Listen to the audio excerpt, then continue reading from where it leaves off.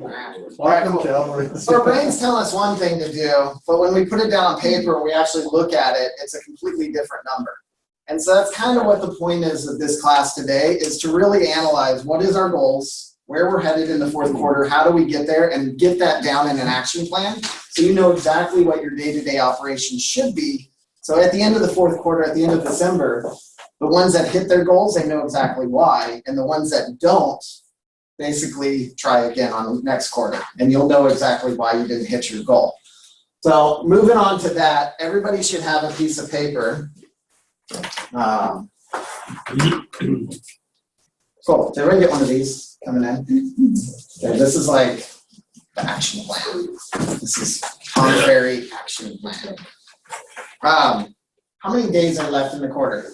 74. 74 days left in the quarter. I did the math.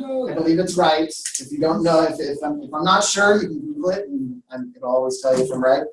It'll let you know if you're not. It'll let you know if I'm not. So with 74 days left in the quarter, that's going to give us what do we have to do immediately to make sure that we're hitting our closings and closing out by the end of the year. Because it's not one thing to just have an escrow, but it's another thing to actually get that check before Christmas. You know, to make sure that we're wrapping that check up, because once you get that check, you're filing your taxes. The goal here is, what is our goal for the end of the year? Before you even can talk about what is our goal, you have to figure out, why are you doing this? That is probably the biggest thing, is people's why, and everybody's different, because this is a tough business. I mean, there's a lot of competition, and you definitely need to know what you're getting out of bed for and what your morning routine is in order to hit that goal. So does anybody want to share what a why would be on why you do this? High participation. My family. Family's a big one. Look at this. That's right down.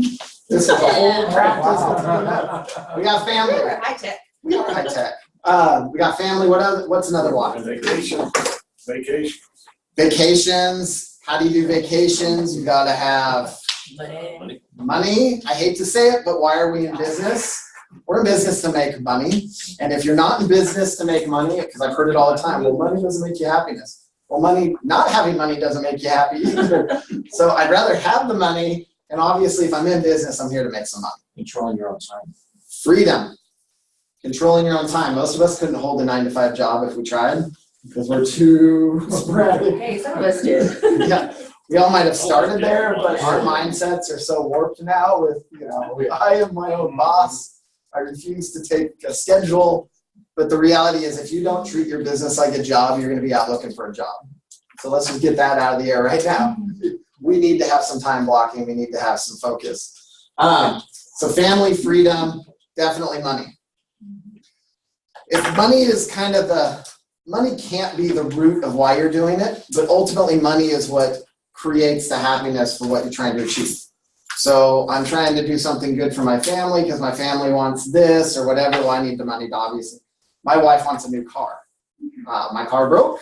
I got to buy a car. Well, guess what? I have to get an extra escrow now to go get a car. That's my mindset, is whatever I want. How many escrows does it take to get it? So with these 3 whys, it's important that you write down specifically what is your why. And that's going to be the first step here. Take 2 minutes, really think about it, and this needs to get you out of bed in the morning. This needs to not hit the snooze button when the snooze button goes off. That to me is like starting your day. Procrastination. Your morning routine is so important in this business. All right, it's just coming off now. It's getting real. And that was fun for about 2 minutes. Just long enough to show it off. Just long enough. It's coming November 3rd. All right, does anybody want to share their why? Nobody wants to share their why? Anybody want to be specific with their why other than the 3 items that is general? Mine's basically just retirement, so that when I retire, I'm not dependent on my 401k. Perfect. Extra. Retirement. The goal here, this is a means to an end. This is a vehicle. That's all that real estate is a vehicle to get you to where you want to go. So retirement, that's awesome. Want to throw that one in there? Yeah. All right, so we have our why.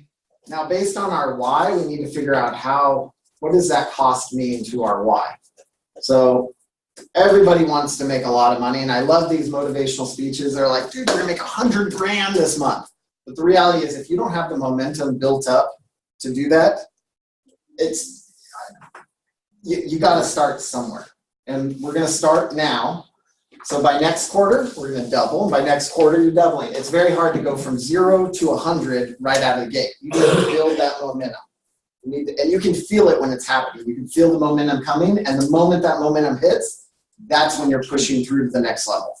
So if some of you have a business like that, then the goal here is to how do you get it to the next level of pushing through. That is ultimately pushing yourself on what your work schedule looks like. If some of you have a smaller pipeline, then the goal here is how do we get our pipeline going so we get to that momentum and keeps rolling us over. So right now what I want to talk about is more about your personal budget.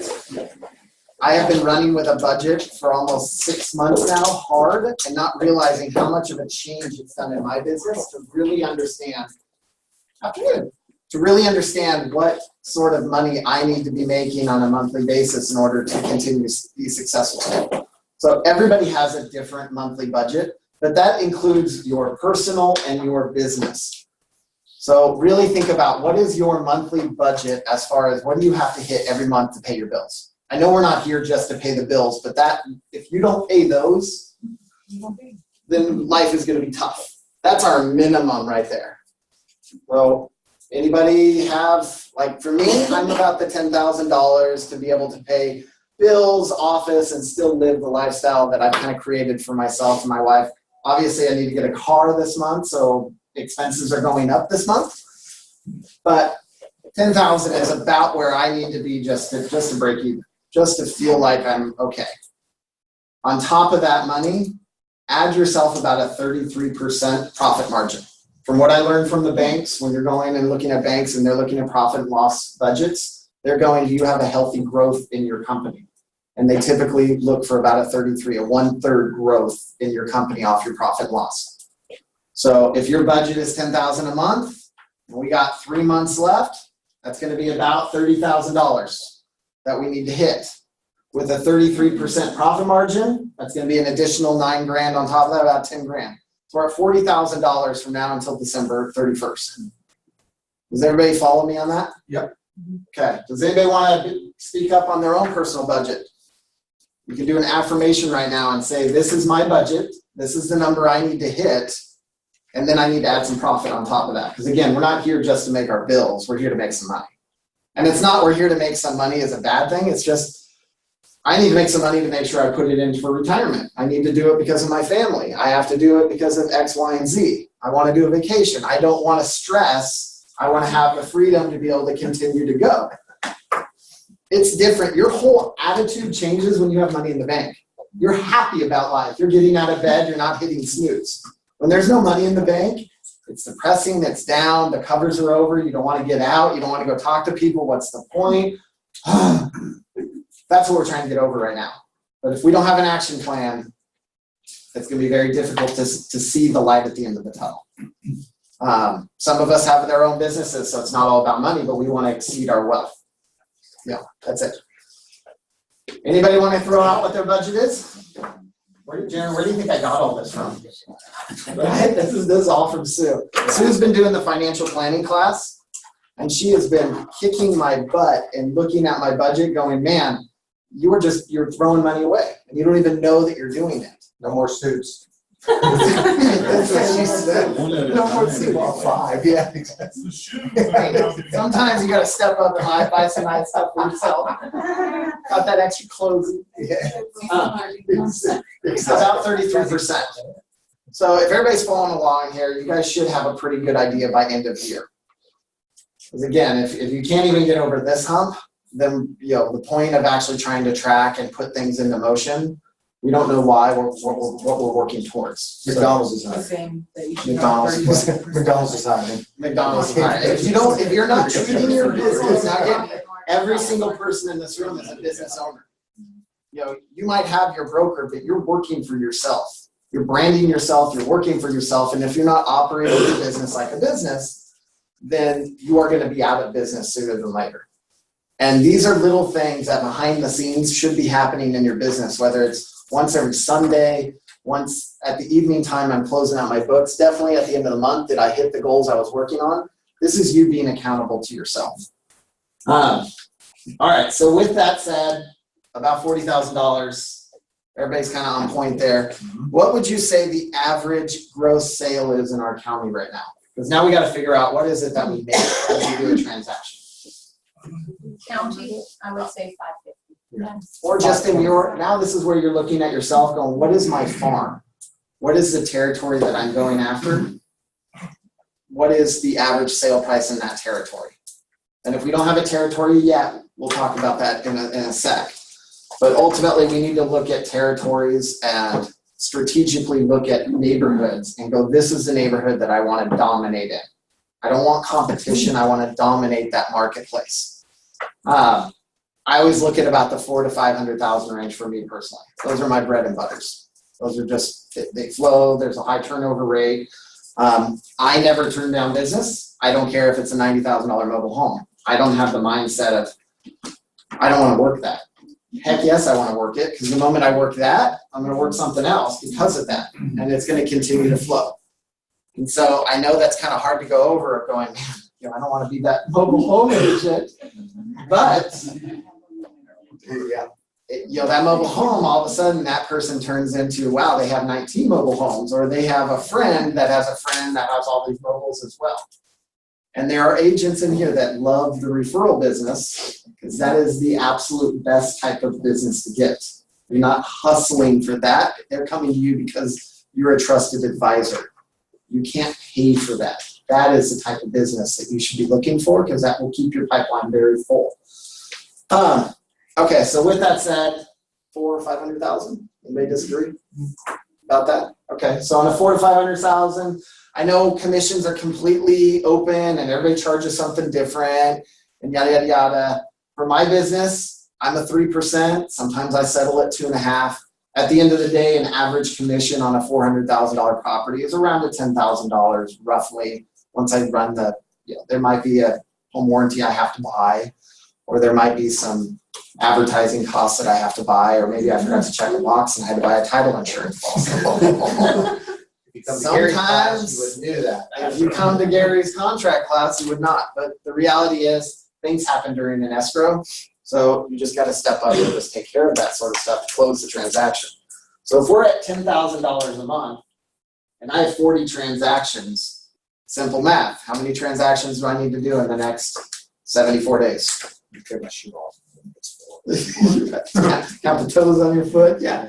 So I got 4 transactions. Wow. So now you got, all right, so that's true. You got to take your split into consideration, your cost of doing business. So I love the fact that brokerages are like, oh, you know, here's the gross commission. That's great, but at the end of the day, is that what you got to take home in your pocket? So run that number as your net. Everybody has different splits. That's all confidential. You can run that number in your head all you want. I'm open with mine. Even though I own the brokerage, David Hubbell is an agent, but I still have to pay the brokerage just like every other agent too. I'm an owner. I put myself on an 85% split. I'm open about it. I'm transparent. I've earned it, and that's what my split is. I give the brokerage 15%. I take home 85. With that 85, if my gross commission is 10 grand, that means my take home is $8,500. At $8,500, and I need to make 40,000. I got 4.7 transactions. That 0.7 doesn't mean I'm a third through the transaction I get to quit. Yeah. So ultimately, you got to round up. You can't round down and say, I made it to home inspections and I'm calling it quits because I hit my 4.7. I'm done. 5 transactions. Cool. So that's in my head. 5 transactions just to break even. Dang. Okay. That's not out of the range. That's not. Bobby got 3 this week. Wow. You know, people can do it. You hear these success stories. I did 100 transactions right out of the gate my first year in real estate. It's not that it can't be done, but the reality is how hard did he push every single day to make that happen? And you know, everybody's goals are differently, and ultimately you get what you put in. So if you only put an hour a day in, then ultimately you're gonna get an hour a day back out, which means maybe one transaction every 3 months. Cool. If that's your goal, that's awesome. 4.7. Now with the 5 transactions, that's just getting by. With my profit, sweet, I made a profit. But now my thought process is I better put a cushion in there just in case one of my transactions falls apart. I better cushion myself also. Because God knows that we get down to it and something comes up, there's an extension, probate doesn't go through, the courts extend, the seller can't find the replacement, that fell apart, yada, yada, yada. So 5 transactions, I'll throw an extra one in there. So the reality is I need 6. That's my comfort level. Now you need to ask yourself, am I a buyer's agent or a seller's agent? Everybody wants to be a seller's agent, but the reality is you get wherever your business is at. Actually, before I even get there, who's been in the business for a year or less? Okay, what about 2 years to say 4 years? Okay, 4 years to 10 years? Exceeding 10 years? Nice. You're gonna be able. So Exceeding 10 years, that's great. that's, yeah. Exceeding 100 years, Gary, raise your hand. Hey, since you're here, 100 years or more? All right. Lying does well. It's Who a good believes that because you've been in the business that long, that if you're a new agent versus an experienced agent, you really think it matters on what your productivity is? No. Doesn't. Like I hear that all the time. I've been in the business 20 years. Great. How many transactions have you done? Well, I've done 4. So you're a new agent. Yeah, exactly. Which is fine, but the reality is it doesn't matter how long you've been in this. And you hear this, brand new agents coming into the business, God bless them because they're hungry and they're just excited. Why do you think they're so successful right out of the gate? Because they're after it. And then all of a sudden our momentum slows down because our attitude changes. Like you're entitled to something in this business. You're not entitled to nothing. You need to earn every single dollar that you make in this business. To get out there, you have to pick up the phone, and it doesn't matter if it's a brand new agent or an experienced agent. Who's doing the work? And that's the mindset. And I'd say the majority of our problem is we are getting in our own way to do that work. Okay, so 5 transactions, add another one. Buyers or sellers? Who works buyers in the room? Working them both. Who has a pipeline of buyers right now, or who's starting fresh? Okay. Who works sellers? Who's a listing agent? Okay.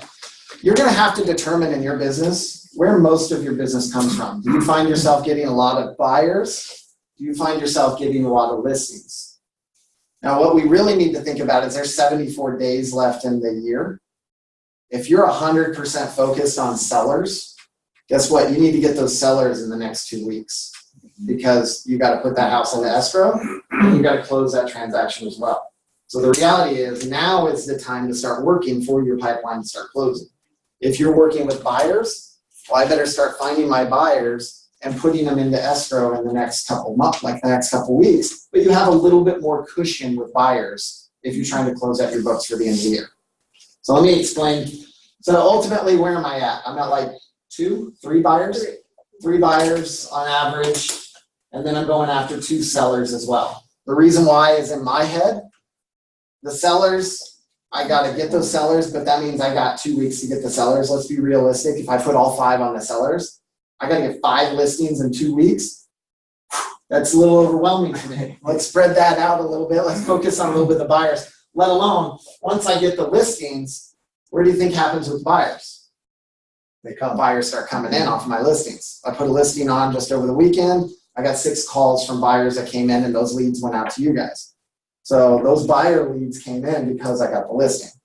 So if we're at 3 buyers over there. Cool. And then 2 sellers over there. That puts me at my 5. So we better add another buyer on that. So that's going to be 4 buyers I need to work with. Let alone 2 sellers on that side. That to me is a realistic timeline of like, can I do this? I have to do it because if I don't hit my 5, I don't even freaking pay my bills. Well, that's not true. If I don't have 4, I don't pay my bills. If I hit 5, I got my budget, I got my bonus. If I hit 6, I'm over exceeding as far as the way my head looks at. And anything that exceeds 6, I'm a rock star at that point. Like I'm happy and I'm happy with my success, but then I'm reevaluating my business next quarter to go, man, that was a little easier than I thought. The momentum's picking up. Let's push myself a little harder next time. So if we're all in this room right now, this is, you need to start now, but that doesn't mean it's the same thing every quarter. In this business, you have to push until you fall short, and then you go, I'm going to push and make it next week. I mean, that's our business in this. You have to have the motivation to keep moving. But David, it's Christmas time. Nobody buys houses at Christmas time. That's why we're here right now. Yeah. Push through Amen. this. Because it's not going to be your December that's going to be your bad month. It's going to be your January and your February. It's going to be your fourth quarter of 2018. It's going to be. We're going to hear it across the board. Agents are going to be like, my February, I don't have anything in the pipeline. And the reality is because they didn't take control of their business now. Because you're taking control now, you're going to end up doing the transactions. You'll close the transactions in December. But come December, if you start backing off, you're not going to have the pipeline for January. And then it's, son of a gun. And I think March is when the kids go back to school and there's registration and there's clothes and this and that. So if you have kids, you got to plan for that. Make sure you pay for the school and the clothing. Okay, so days to close a transaction. We have 4 transactions with a buyer. How many days does it take to close, say, when you go into escrow? What's an average typically? 45 days? Okay, so if we take 45 days off of our 74 days, this is why. Yay, so that's 29 days. So we got 29 days to get into escrow with our 4 buyers. Does that make sense? Yep. Okay. Days on contract, we're going to throw 45 days in there. Now, obviously, if you can get that down to 30, you might have 45 days to go get into contract. Know those numbers very tight, because as you get close and you're negotiating your contracts and you're talking with your buyers, you're asking them, can we close early? You need to ask those type of questions. The buyers can't be in control 100%. You need to ask the questions of, what's our intent here? Are we trying to close before the first of the year? If you close before the first of the year, is that a benefit to taxes for you? Is there any benefit to try to close? You always want to do what's best for your client, but you need to ask those questions. You can't just assume. They may say, oh, I want to close January 5th. And it's like, well, did you talk to your tax accountant prior to making that decision? Well, what did the tax accountant say? Is it better if you get something on the books now with those closing fees and all of that? Same thing with sellers. Sellers, that's a huge motivation for sellers, is they go, oh, I got to close something out before the end of the year. And I got to buy something before the end of the year. I'll hear that a lot with business owners. I got to buy a car or something. My tax accountant told me I got to buy something because I got to write the stuff off. I think Judy's got some accounting experience. Liz has got some accounting experience. Okay, what do you guys hear for real estate investor type owners at the end of the year? What's the typical? Why are they coming at the end of the year? Do we have anything? Well, like for us, we have Rob Rossi's one of our clients, and it's always capital gains. Like we're looking to see, okay, what are your capital gains for the year? And is there any way we can reduce it? Sometimes buying something will offset that with your closing costs and everything else. Or if he's got a property or something that he can take at a loss, sell that before the end of the year so that you can offset your capital gains. It's like the less of two evils. Right. You're going to pay in taxes. What year are you going to pay them? Well, and two, there's some people like I have 2 rentals. One, I will never get back what I paid for it, and one I got for a steal. So when I sell them, I have to sell within a certain time frame so that I'm not paying huge gains on one and taking a huge loss on the other in different time frames and not able to carry it forward. So it really depends. She is not the only person like that. Everybody who has a home has a strategy with their finances. At the end of the day, you're talking with those people. The goal here is to find those buyers that are trying to buy this year. And that's the goal. Same thing with sellers. Now, average days on market right now. Anybody? We're all agents? No? Depends on where in Yeah. it is, where. Where 54.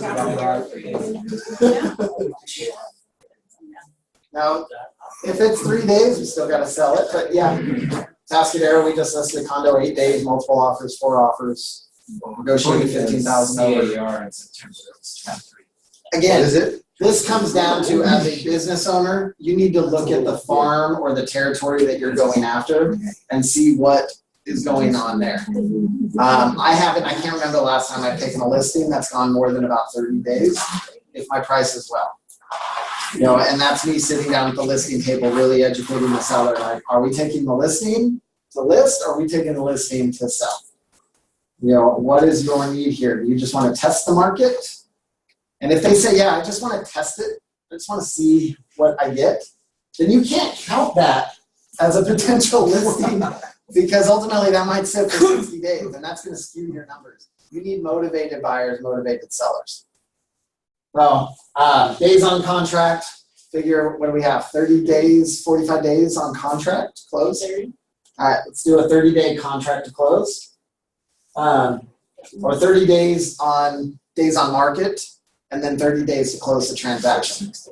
So 60 days, give or take. I mean, I think that's a fair buffer. So ultimately, that gives us 14 days. That gives us 2 weeks. You know, 2 weeks to find those motivated sellers. So right there, just between 14 days and 45 days, where should you be focusing your efforts on immediately? On sellers. We have to find those sellers, because once we find those sellers, we'll get those buyers as well. So by getting that stuck in your head to understand the numbers, that should be at least changing your mindset on what should I be targeting for clientele if I'm starting a new pipeline right now. I'm targeting sellers. I'm targeting a certain neighborhood. I'm doing a campaign, and I'm focusing on this. Now, that campaign may be past clients, sphere of influence, asking for referrals, but you're targeting the way that you talk. Hey, do you know someone that wants to sell their property right now? I need one name and number right now because I have to hit my goals for the end of the year. People respect that type of language because it's you doing your job, saying, I'm trying to generate some business. Can you help me here? All right, so now the question is, now at least we have our numbers. Anybody want to share what their numbers? Is anybody actually filling this out as we go? Yes. I'm impressed that they are. I'm stealing your numbers. Dude, rip off and duplicate it. Rip off and duplicate it. I encourage that. Cool. So now we got to talk about, where is our source of business coming from? You got the numbers. That's great. We hear this all the time. Hey, you got to go out. You got to get these numbers, and you got to hit your goals. But the reality is, this is where agents have a tough time, as they go, I never really sourced my business. I'm kind of like a ship out on sea without sails. I just let the waves take me wherever I'm going. I really have no direction of where my business is coming from. But some way it finds me, and I do a transaction, and that's cool, and I'm happy. Well, we got 74 days. We don't have time for that. We need a freaking motor. We need to go straight. So we need to figure out, where is our business coming from? Exactly where our business is coming from. And when we source our business, where is the business that's going to be motivated right now? Not the long-term business. Because there's a difference with farming and geographic farming and things like that. That's a long-term investment. We don't have a long-term. We have 74 days. And if we are going to do that, then we better hype it up really hard with our marketing efforts to get that return on investment. Because we have 74 days to make this happen. We have 14 days to get into a contract. Who has sources of business? Who actually has a source where they go, I have source, like I know where my source of business comes from? Anybody have a pipeline like that? Me right now at the tax firm, I've got two buyers right now, just Source of business. Okay, good. That's a source of business. Can anybody say where their source of business, or what their plan is this month for source of business? Everybody's a ship without sails? That's why we're here. That's awesome. Good. First and foremost, you've heard it before, sphere of influence, past clients, they are always your source of business. The question is, do you work your source of business properly? So that is 100% always in your pipeline as a source of business. These are people that know you, whether they're friends, family, past clients, past agents that have given you referrals. Those are considered your sphere of influence. So sphere of influence should always be your number one. And it doesn't matter if you're getting taught under Brian Buffini or Tom Ferry or shoot, what's some other, Mike Ferry, Dwayne Gomer, like, well, I don't know if he's one. There's tons of motivational people out there, but at the end of the day, they're all gonna say the same thing. Your sphere of influence should always be on your source of business.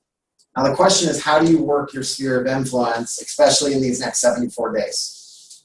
Who works their sphere of influence? You guys all have a source. You don't want to speak up. You guys all have it. Who calls their sphere of influence, say, once a week? Who sends postcards or thank you cards, or who did any type of cookies? Sean's got his sphere of influence back there. Who did any type of like cookies for You Halloween? didn't bring a chick for I'll say this, Okay. at the tax firm that I work for, one of the gals came up to me, she's like, you should do this. Somebody sent in to our tax firm, she's not even a client, it's a real estate agent, it was like a bucket of apples and some like slogan about, let me help you pick the right home or something like that. Anyway, she was like, why didn't you bring it to the office? I'm like, oh, you're right, I should have. That's classic. But you know what I mean, she's not a client, she just went around to businesses in the building, and in our building, there's probably 20 different offices and Relocations, businesses, doing webinar, doing meetings. Yeah. Like, how often do you, because I've been telling like last two escrows that I closed, I've let them know if they have any people to refer me to, if they know of anybody that wants to sell, or if they know anybody that wants to buy. And they know that, so like, you can keep saying it, but like how How often or when is it Yeah. gonna bug them? That Cool. you keep on asking. No, it's a valid question. The reality is, you go until you don't. There is no magic number. There's no you go for 5 times and then you can pat yourself on the back. I went 5 times. Well, the reality is you didn't get the results you wanted.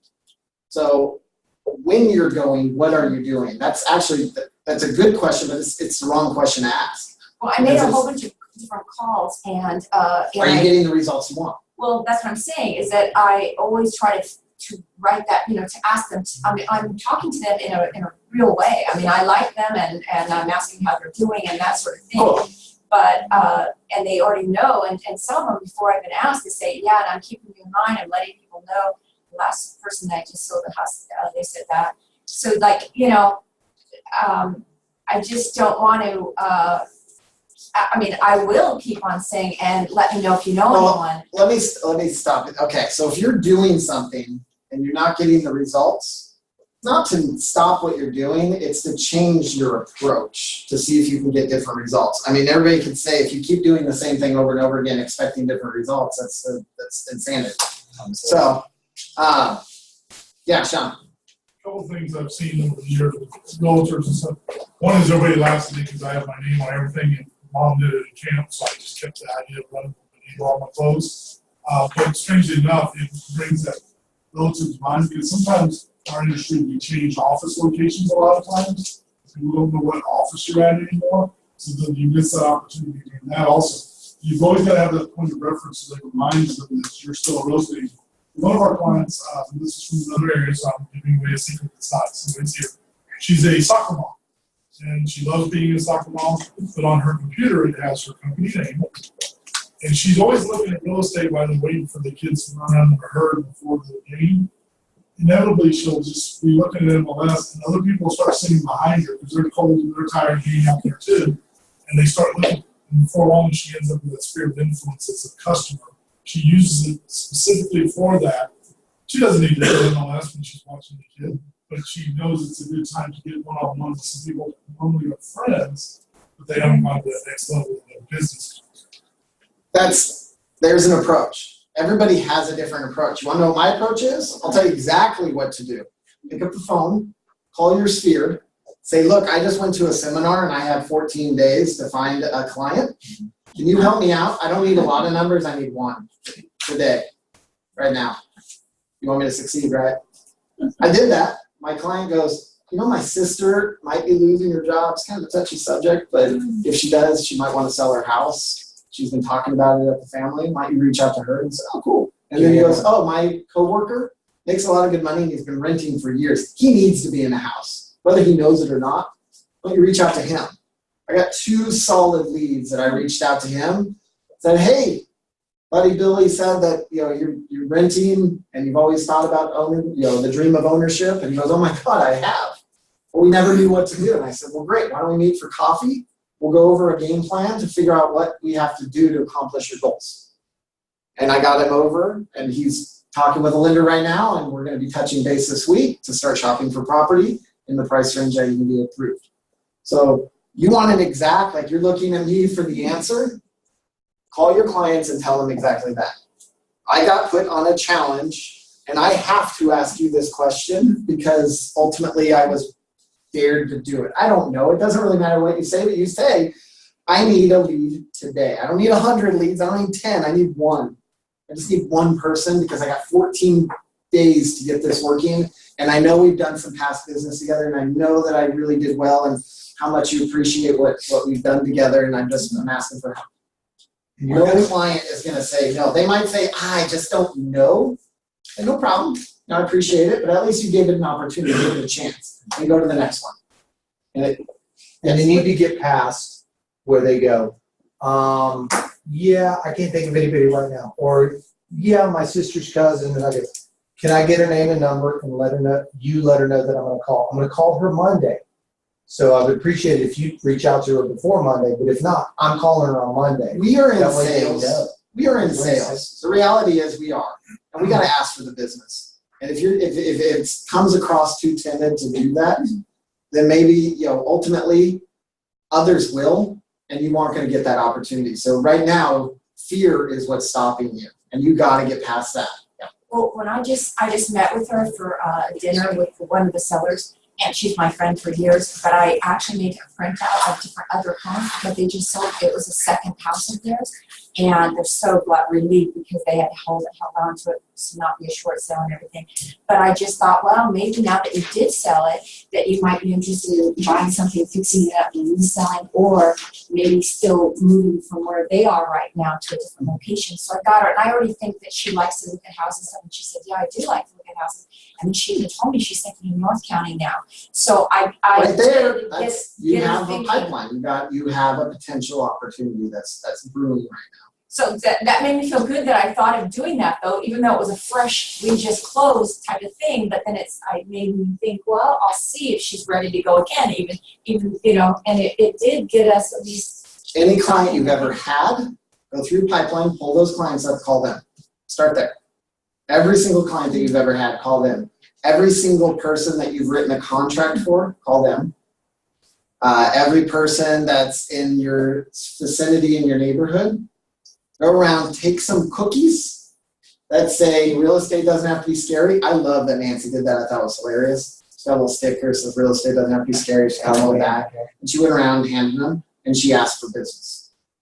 And that was part of her campaign of how am I going to get business today. If that doesn't work, anybody else want to throw some ideas? At the end of the day, the ideas are unlimited. Like they're unlimited, but you have to pick something and you have to execute it. And the question is, how long do I do it, or how many times you do it until you get the results that you want? And if you're not getting the results you want, then you think about, I got to start another campaign. I've wasted one day on that campaign. I got to do another campaign.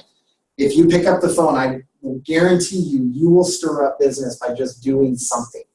You can't just think about it. You have to put it in. Doesn't really matter what it is. It's just, you have to put in that. Mario was at Starbucks. He hangs out there. I heard his whole story today. Why does he hang out in Starbucks? It's kind of the same concept of this lady with the computer. All of a sudden people are talking to him about business as they're in Starbucks, and they're asking, well, is that productive for your time? Well, I don't know. Check your results. If he gets business out of that, it's productive. If he doesn't, it's not productive. That's me and my wife talking about him 5 years ago, so he's doing something right. There it goes. The question is, once you get the business, can you convert it to a transaction? So now you need to check how you're talking to convert to transactions. So we got sphere of influence. That's everybody's number one today. I challenge every single person to go in the MLS, and if you don't know how to pull up your past solds, go in the MLS, do a search, go down to the bottom, and you're going to put your MLS ID number in there. If you don't have a pipeline that ultimately click, oh cool, those are all my transactions, then that's a whole nother class, but we need to get you more organized where everything is getting filtered down to one thing. Anyway, go in the MLS, go to search, go down to the bottom, and it says listing agent. Type your ID number in there. Don't put anything in active, sold, anything like that. Hit search, and it'll pull up everything that you've ever been the listing agent on. Then go back and do the same exact thing, but put buyer's agent. And it'll pull up a list of every time that you've been a buyer's agent. There's your list. There's one day of work for you right there. If there's nothing that pops up under that, that's okay. Ultimately, what I like to do is pull up an Excel spreadsheet, and I start going through my head. Who do I know? Who do I know? And I just start writing names down. Who do I know? This is if you don't have a database. If you do have a database, then ultimately you should be working in your database. If you don't have a database, I always start my new agents, back in the day it was Excel spreadsheet. And they go, well, who do I know? Well, just start writing names down. Don't worry about emails, phone numbers, anything like that. Just write a name down. And once you have those names on paper, then go back and fill in the blanks. Because if you're trying to go across this way where you're doing the name and the email and the phone number, you're going to get lost with kind of like squirrel. You're just going to be like, oh, now I got to go over here and I got to search for their phone number and then I got to search for this. You want to get their name down. That's your list. So I challenge everybody right now, that's the place to start. Start there, spend 2 days on it. If you can't get it done in 2 days, you're taking too long, get the work done. Okay? And everybody, what do we want out of that? 5, 6 solid leads? Think that's outrageous to say? No? Who has a more challenging number than that? Who's going to get a higher number? Everybody's working their business differently, so I don't have the magic, like I'm going to tell you, this is your business. I just want to point you in the direction, like this needs to be tracked. So if you put down 5, awesome. What other sources of business are a good source of business for 74 days? Nothing? Nothing? I mean, can you like, when you're talking about like relocation, like one thing I thought of is my brother lives over in the valley. There's a lot of people who buy second homes over here, is going and doing something over there in terms of, hey, have you ever thought about buying a vacation home or moving to the center? Yeah. If you know that there's like a specific area, That relocates over here. Yeah. Dignity Health is huge for a pipeline. MindBody is huge for pipeline. It wouldn't even matter what company you go to. There's 30 people sitting in a company and they're there for 8 hours a day. Spend $15 on lunch. Go take them some pizzas and capitalize on that time for their lunch and tell them about the benefits of a home ownership and the benefits of buying or selling their property right now. Why not? Has anybody ever done anything like that? You have 30 people looking at you. And I guarantee if you offer food, they will show up. I mean, look at, no one's here for the information. They like the Chick-fil-A or whatever we got. There's more food, by the way, go get it up there. No, but that's another source of business. The reality is you're going to do something and it's either going to produce results or it's not. And right there, you're going to know whether it worked for you. For me, it's going to work. Because I'm going to go, I'm going to prepare, I'm going to make sure that I have valid information, I'm going to be knowledgeable about what I'm going to talk about, and I'm just going to do it. And I'm going to put myself out there, and people are going to go, that guy didn't know anything what he's talking about, or he wore stupid shoes, or he's got a stupid suit on. But at the end of the day, I did it. Easy, you just pump that suit up on I November 1st. never wear suits, that was kind of new for me. Kind of made me nervous. All right, so at the end of the day, So you're saying call and make a contact with somebody. to Human go to their resource. lunchroom? all human resource and say, hey, I want to do a presentation. Rates have changed. I want to do a presentation about some new homes that are on the market. I'd like to talk about what the process is of buying. I'd like to talk about what the process is for selling. And I'd like to offer your employees lunch. So when can I get on the books? I was gonna say, a lot of employers want their employees as homeowners. I mean, it's a benefit. They need the job, one, now. Yeah. And two, you know that they're responsible. At the end of the day, you need to pick at least 5 sources that you want to do this. Because you can't put all your eggs in one basket. You can't put all your eggs on the sphere of influence. You need to pick at least 5 business sources. And when you pick your sources, you need to think about how quickly can I get a return on this. So, yeah, I want to show up. Okay, so these are my 5 sources of business. Sphere of influence, for sale by owner, geographic farming, relocations, and Facebook and Twitter. Those are what I feel I can convert 2 sellers in the next 2 weeks if I focused on those 5 sources. Now, ultimately, my sphere of influence, I've given myself 2 days. But I've time blocked how I'm going to put my list together and when I'm going to call. So I know exactly my action plan. Coming down here on for sale by owners, this one's a little different. There's not a whole lot in this neighborhood, but keep in mind, guys, we just launched Matrix. We have all California now. Why aren't you reaching out to for sale by owners and then telling them, well, let me get you in touch with a producing agent and working a referral business as well? I mean, we have more business in our little bubble here. It doesn't mean you can't connect people. That's part of our industry is networking. We have data all over the state now. There's no reason why you can't be calling and saying, hey, I noticed, well, the MLS has that, but like you can get on Zillow and see those make me moves. So if anybody doesn't know about that, you can go to Zillow. And in Zillow, there's a button that says make me move. These are homeowners that said, if you bring me an offer, I consider moving. And they have publicly announced that information. It's funny because one of my agents has their home on that, and he gets calls almost every day from one of the agents in his office that say, hey, I see you on Zillow that wants to make, oh, hey, what's up, man? I didn't realize. I'm just seeing what sort of offers are out there. I don't want to really go through the process. I always laugh about that, but you can go outside your territories to try to help them find producing agents. You can ask the questions of if I was able to find your producing agent, what's holding you back? And you do the same spiel of why are you doing a for sale by owner when you want to use a professional? If I'm able to show you how I can move your house at the price you want, is that something that would be an interest to you? And going outside our territory, they say, yes, great. I'm going to contact one of my partners. It's an agent locally there. He's got a great track record, and I'll get him in touch and I'll have him talk with you. Ultimately, you've just networked that together. You get your 25% referral. You call that a good hour of your time, and you move on.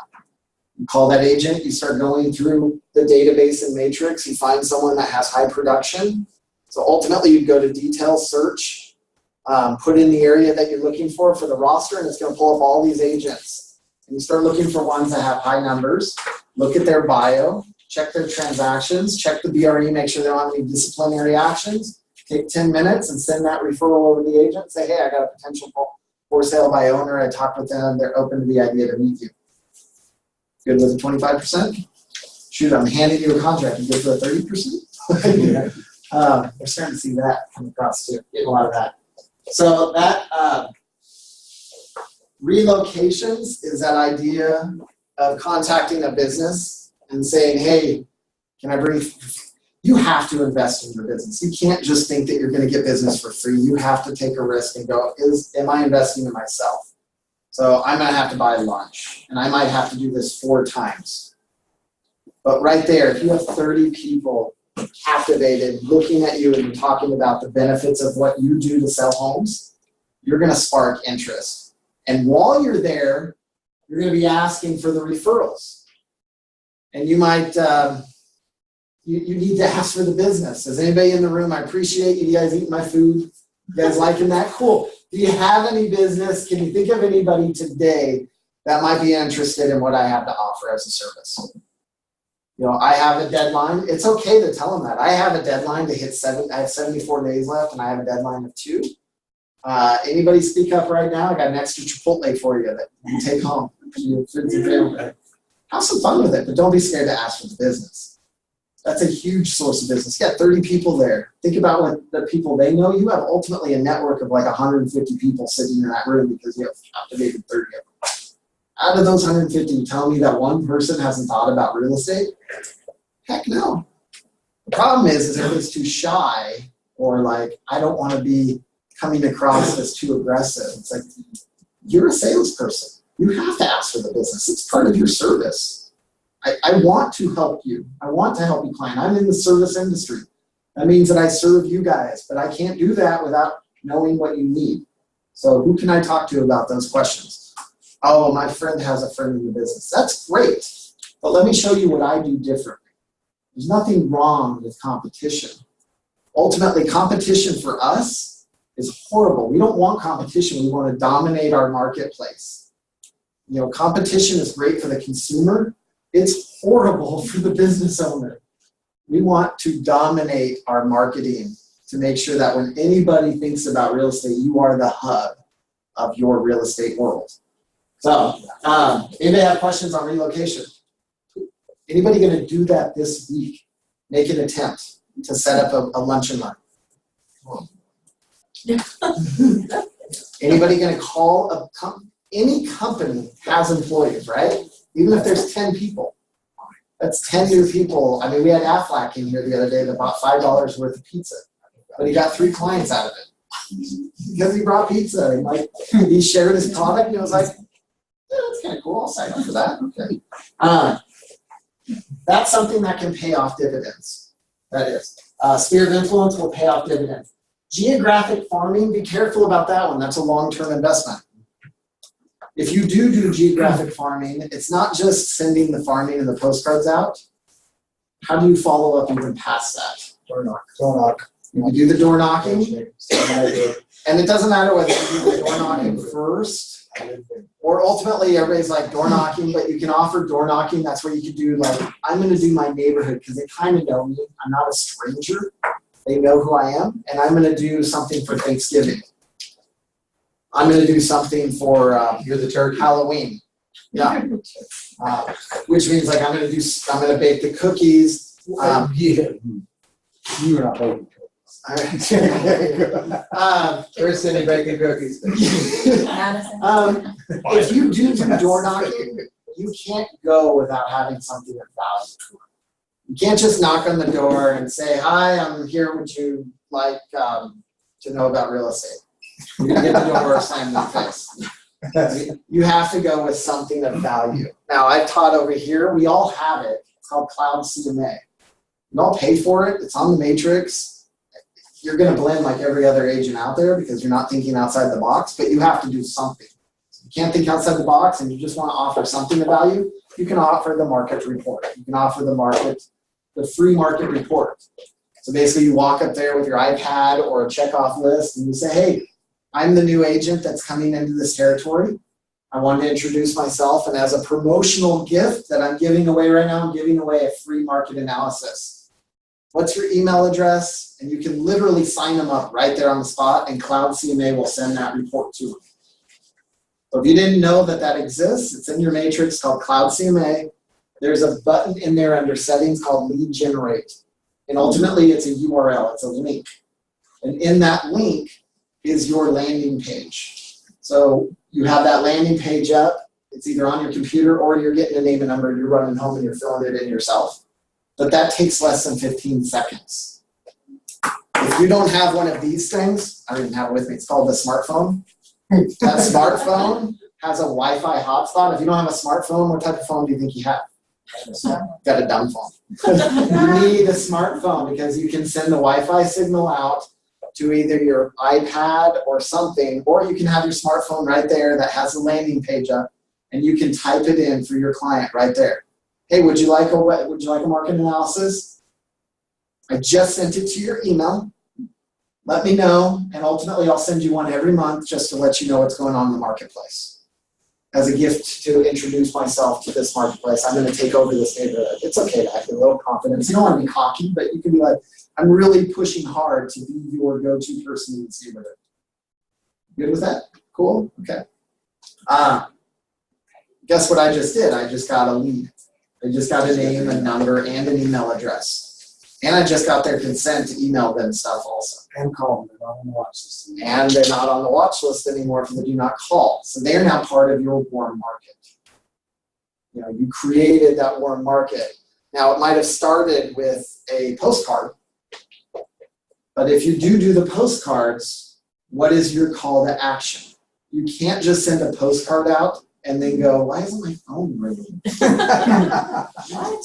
You know, I just spent $40 and I sent 200 postcards out and I got a 1% return rate. I got 2 phone calls. Dang it.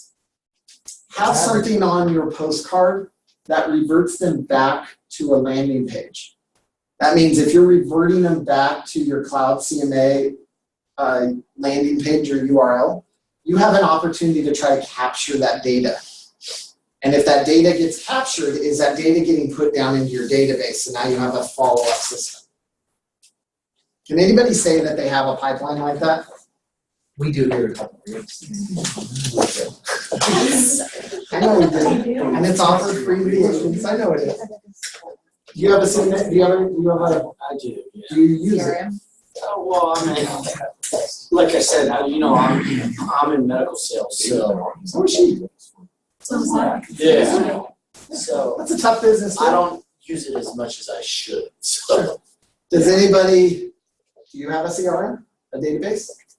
I do, and I have to say, not as consistent as I would like to be. Sure. So, I think that is the biggest hurdle for agents. I had Nancy when she first came over. She's a top producing agent.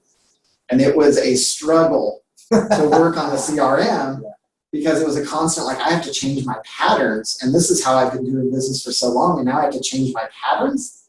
And after a while, it was a struggle. And then she ultimately said, why am I fighting myself to make my business more efficient? I'm going to give this a try for 30 days. And now you come back and I talk to her and she's like, I can't even know how I operate my business without it. And it's like, and everybody asks me like, what's the best CRM?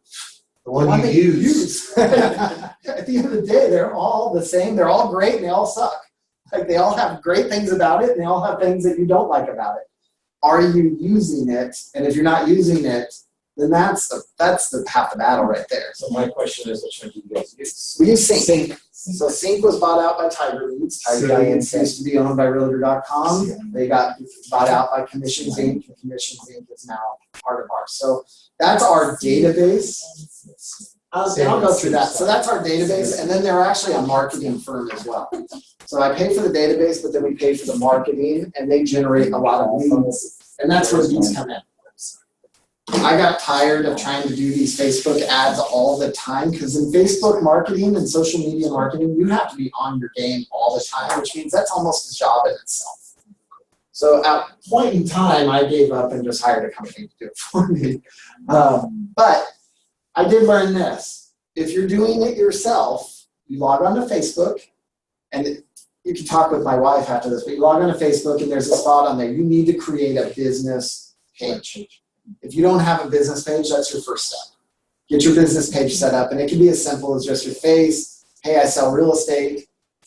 If your company offers an IDX, you hook your IDX, which means your IDX can be part of your Facebook, and that shows properties on there, but it does have a button on there that says you can, ultimately it just pushes them back over to your website. So if someone goes, I want to search for properties, they click and then it redirects over to wherever your company's website is for your IDX. The question is, if they go over there and they're checking properties and they're registering to get information, are you getting the data or where does that data get sent? Because what's the point of promoting someone over to a website if you don't get to capture the data? So right there, if you have a disconnect where you don't get the data, then do not do that. Because all you're doing is promoting another company's website so they can get the lead, so they can probably turn around and sell you the lead back to you.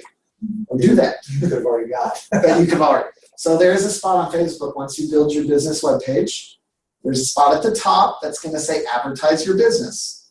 You're going to click on that. And it's going to ask you, what's your intent here? Are you driving traffic to your website or are you trying to capture leads? If you have your own landing page, like you're trying to drive them over to Cloud CMA, that's your call to action. Like, hey, the ad says free report and they click and it goes to Cloud CMA. Well, you've now captured that data. But if you don't have somewhere to send them to capture the data, then don't do the traffic web page. Because ultimately you're just sending them to a web page, and then if they get lost on your web page because there's 10 pages to search for, they're going to get lost. So you need to send them to just one page. It's called the landing page. Cloud CMA has it, or you can ultimately build one, or if your company has one, that's the ultimate goal. If you don't have anything, then in Facebook you want to generate leads. And you would click the generate leads button, and then from there it says design your ad, and then from there it says design your target. If you're doing your target, again, you have to have an idea of what your campaign is, what's your farm. So if you sent postcards out to one neighborhood, well, now I want to target that neighborhood on Facebook. So go walk the neighborhood and get a feel for who lives in that type of neighborhood. Are they wealthy people? Do they drive Mercedes? Do they drive Volvos? Do they have boats in their yards? Do they vacation a lot? Because all of that sort of data, Facebook tracks. And it's gonna ask you, what type of interest is your target audience all about? You can say, I want everybody that's in Grover Beach.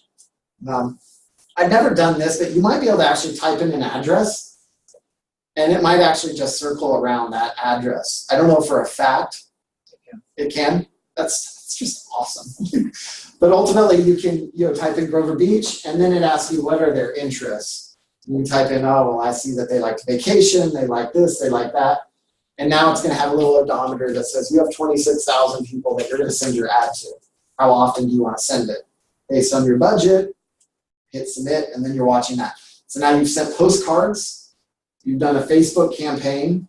If you're really aggressive, you're actually showing up with the cookies that say, hey, I'm out here in Halloween asking for business. And they're going, man, I just saw you. I just got something in the mail from you. I saw you online.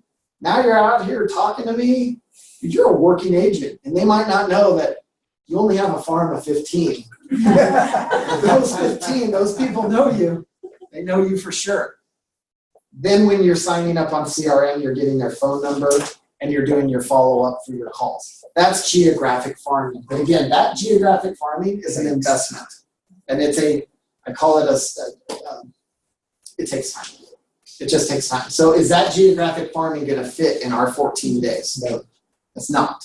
So if you're focusing all your time there, then ultimately you're focusing on the wrong stuff to hit your goals for this quarter. But And if you're that's- trying to fill your January, February. Exactly. So make sure you understand what is going to get me business now versus what should I be doing now to make sure that my pipeline is full for the second quarter or the first quarter of 2018. That's how your mindset should be thinking. And if it's not, we need to transition over into that mindset. Because you're still thinking like a job mentality. If I show up and put the time in, I'll get paid. Wrong. You need to strategize where your business is going to come from. And once you get that business, wow, all of a sudden I'm tracking that I get 10 leads. I have a consistent source of business coming in. But I can't convert worth nothing. I get these leads, but I fumble up on the phone. Well, at least you know that. At least you know where you need to work on to benefit yourself to be able to convert that transaction over. So if you're seeing 10 leads come into your pipeline, but yet you can't get anybody to talk to you on the phone, then maybe it's time to go back to learning some scripts, just some highlights of pointers that I want to ask while I'm on the phone to make sure that I'm hitting my sale points. And then once that happens, wow, now I can actually see a conversion rate to a transaction. So I need this many calls to be able to get this many transactions. And it's that sort of efficiency which will keep you in business long haul. That's how I've been able to be around for 13 years doing this business, is because I know my numbers. I know my numbers so freaking well that it scares me at night that I talk numbers in my sleep. My wife's like, please stop talking real estate. I got numbers to hit. Wife's baby wants a new pair of shoes. Like, I got numbers to hit. Anybody have questions about this? Okay. Is that kind of like too much? Is this value? Is this not value? Was this a good lunch and learn? What could have been better? I'd like to start doing these once a quarter. Why am I doing it to open agents? One, if you guys are out getting more listings, ultimately my agents have a product to sell. If my agents are out getting more listings, you guys are bringing buyers to us. I think there's enough business in this industry for everybody. Yeah. The reality is, a lot of people aren't getting the support they need either.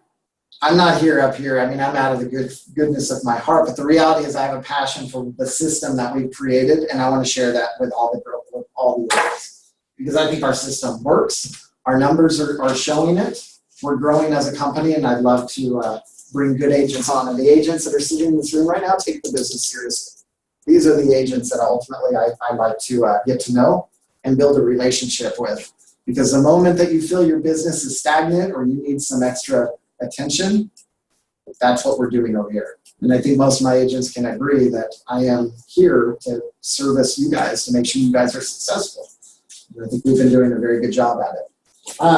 There's my sales pitch. That was my close. Ask them business. Ask for the business. All right. Did we have anything under this? Oh. Best times to call. This was a Harvard study. So if anybody wants this, again, we're getting trained by a company called Commissions Inc. They sent this out. So this is a great email that ultimately tells you, like I have a concierge service over here. So all the leads that come in, I have a lady that's in the Philippines and all she does is make calls for us all day long just to reach out to customers and make sure that my agents are following up and giving the service to that client that they're supposed to. And if they're not, then Celine is telling me, and then I'm telling the agents, like, dude, you got good leads from the company. Why is Celine being the first person that's touching base? You have 5 minutes to make that call. Why aren't you picking up the app and calling? These are hot buyers and sellers that are ready to go right now. And I'm getting told by the concierge service that they've never even talked to anybody at Hubbell. That's unacceptable over here. And Elizabeth got a transaction because of that this week. Well, we're not. I know we're not supposed to talk about that yet. So I accepted. Okay, so what we learned here: best times to call. So I can email this out, but ultimately the morning time is the best time to call, and the evening time is the best time to call. So when you're doing your calls and you're calling your people, this is the same concept of going, and this even relates back into pharmaceutical, like when you're doing your calls. At the end of the day, if you're calling and you're like, man, I just can't get a hold of this person, start looking at your pipeline and start seeing, oh, I'm calling them the same time every day at 3 o'clock in the afternoon. Don't take it personal. It's probably because they're either at work, maybe they have a night shift. At the end of the day, they're doing something in their world that doesn't work for the time that you're calling in yours. Change up your times. So ultimately, the morning time and the evening time. Celine, the lady in the Philippines that does our customer service, all day long I check my emails. This is when I get my notes because she's making her calls from 6 to 9. And all of a sudden I get 5, 6 notes a night that says, oh, I talked to this lead, here's my follow-up. And ultimately it CCs me, which tells me she's making contact with people definitely between 6 and 9. And I'm finding that's the hot time that she's making contact. And then she's notating the agent's account saying, hey, you know, this person is ready in the next 3 weeks, or this person's ready for you to reach out to them, yada, yada, yada. But this is the hottest time that I see for calls. The dates, I mean, she's calling every day, so I get to see that ultimately at the evening time, she's making connections. I've never seen a difference for the days of the month. She doesn't work weekends, so I can't really say out of experience whether weekends are a hot time or not. But Monday through Friday, huge here. We're catching people right in the beginning of their time. But ultimately, this is where we're time blocking for the remainder of the business. So if you want this and you can, you know, review it and everything, because your business is picking up the phone and making calls. And we need to make sure you're tracking when are you doing that. Yeah. So the times, does it actually give us like 5 to whatever? Like it gives us Six to Yeah, it's kind of hard to see on Because here, like but on saying the- mornings and evenings. Yeah. but like mornings. It's literally 8 Like to 9. 8 to 9. Yeah, 8 to 9 and 6 to. And then it's Oh. like 3:45 to like 5. So we're kind of wrapping up, getting close to the end here. I know we're all getting sore. These chairs are only good for about an hour. Yeah. All right, so the last thing I wanted to talk about really quick. All right, time blocking. Everybody has a calendar in there. This just kind of gave you a screenshot of my calendar for the week. But time blocking, if it's not on my calendar, it doesn't exist. So, and I'm so bad about personally putting things on my calendar that ultimately I had to train the agents to like, just call my wife because she manages the calendar. My wife tells me what I have to do every day, which is I'm fine with that. It makes my job a lot easier. But ultimately, Google has an amazing system for calendars. And I'm finding that Google integrates with everything. And so you can integrate Google Calendars with your phone, with your CRM. You can set appointments. It hooks to other. I mean, Google is ultimately the best way to do it. And that sends the invites, the reminders out when you have an appointment. You can do it that way. If you don't have a CRM that does this sort of stuff with you, that's a free service. You jump on Google, you set up your calendar. But ultimately, you need to time block yourself when you're going to do your calls and hold yourself to that commitment. I'm going to do 10 calls. I'm going to do 50 calls. Linda is at 62 calls for the You week. go, girl. Right now, she's up there with Celine. No other agent in the company has done as many calls this week, so the last 3 days, and Linda has no other agents speaking. So you got your calls down, then you got your fill at times, and then ultimately you have your calls again. How aggressive are you in your business? How many calls do you want to do? But you need to leave yourself a time block for when I make my appointments, this is when I'm doing my appointments. And if you get yourself on a schedule that says I'm going to do my calls and then I'm going to set my appointments, what ends up happening is when a client goes, oh, I want to meet with you at 6 o'clock, you go, unfortunately, I'm already occupied at that time, but I can meet you at 3 o'clock. And it actually shows a level of like professionalism that I'm not there 24/7. This is a business and I'm operating a business. I want to meet with you, but we're going to meet at 3 p.m., 4 p.m. And it's impressive on there. And then they're like, wow, they operate off of a calendar. Calendars are huge. If you don't have your calendar, you're not really operating a business per se, because you haven't set any goals or you're not keeping yourself accountable to what your day-to-day operation should be. So you need to have time block for calls. You need to have time block for marketing. You need to time block your personal life. And that actually should go in the very first thing. Because again, everybody here is their own boss. They wanted freedom. But make sure you put it on your calendar so you can hold yourself accountable that says, I don't have anything on my schedule, so I'm going to sleep in today. I'm going to hit that snooze button. I'm going to procrastinate. If it's on your calendar, you're like, dang it, I have to get out of bed. I'm going to start my morning routine, and I'm going to be at work by 8. I'm doing my calls at 9. I'm getting my day started at 8 o'clock. I might have some script reading or ultimately getting my head on right. I'm going to get on the phone at 9. I'm going to go from 9 to 9:30. Then from 9:30 till 10, I'm going to organize my emails, get everything ready there. From 10 to 11, I'm going to start my marketing plan, but from 11 to 2, I'm going to go to my first 2 appointments. And if you have that type of, and then at 2:30, I'm going to come back and I'm going to write my contracts and check on my escrows. And at 5 o'clock to 6, I'm going to do my calls. And then at 6 o'clock, I'm going to go home and I'm going to spend time with my family. And I'm going to turn my phone off. And from 6 till 6, 7 in the morning, I'm doing family time. Now, ultimately, my wife looks at me like, you're so BS. You go until 9 p.m. You go until 3 o'clock in the morning. 3 in the morning, yeah. But ultimately, you need to time block your day. And then last thing, where you at, Madison? We rehearsed this. What's going on? At the end of the day, this is kind of a pipeline that it should look like. You got your lead sources coming in. Your lead sources are going to your CRM. From your CRM, how are you managing your transactions? How are you asking for your referrals? And how are you checking your HR?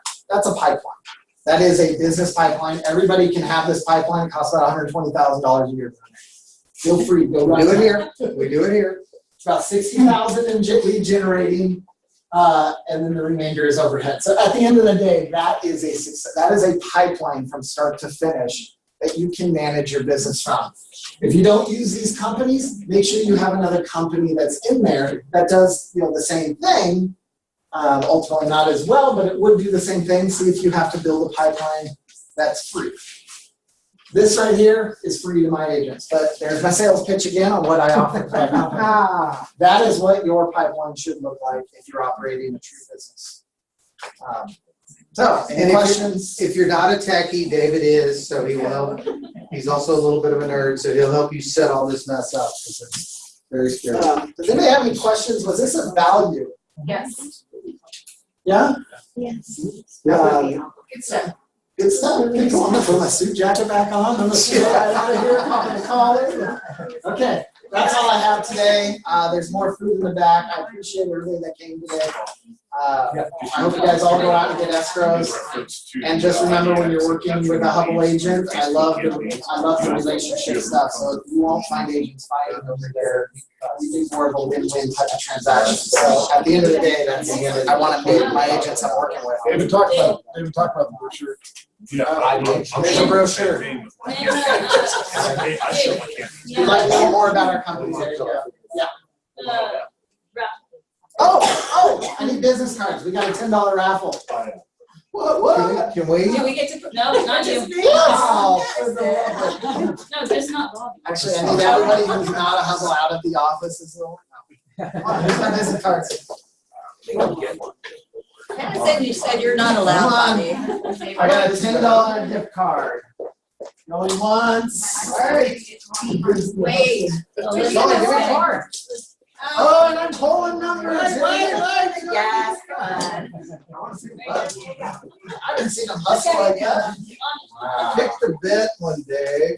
And that one. Alright, Wait, I'm doing it. This is, I'm just. Sean, you wanna get in on I'm using my this? son's- I did, he's in. He's in? That's my son's. Georgia boy's in. Alright, let's do this. Who would like to be my picker? Actually, since Madison put, basically I said. You How about better. I pick? Oh my gosh. You put it, okay. Oh, geez. Here we go. Let's go deep with it. Hey, my phone's on, my phone's on. Liz. This is Sean, sure. Who is the donator of the chairs? And you get the gift card. Thank you, Sean, for the support with the chairs. First lead will get that card. Oh. Appreciate it for coming. That's all I have for Give you. him the first lead. And that card.